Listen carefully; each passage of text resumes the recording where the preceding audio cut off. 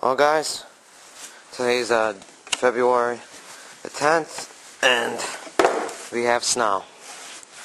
We have about 10 inches. I had to shovel before because my dad had to get out. But I'm going to do a cold start. This probably been sitting here for about 3 hours, so see if she cranks. Stupid tripod. I actually found my tripod tonight, so that's also another good thing. Alright. Oh, it's all snowy. I need my gloves.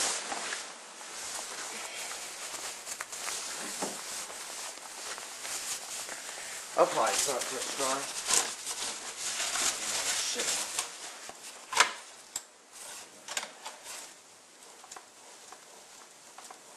I'll put a couple times.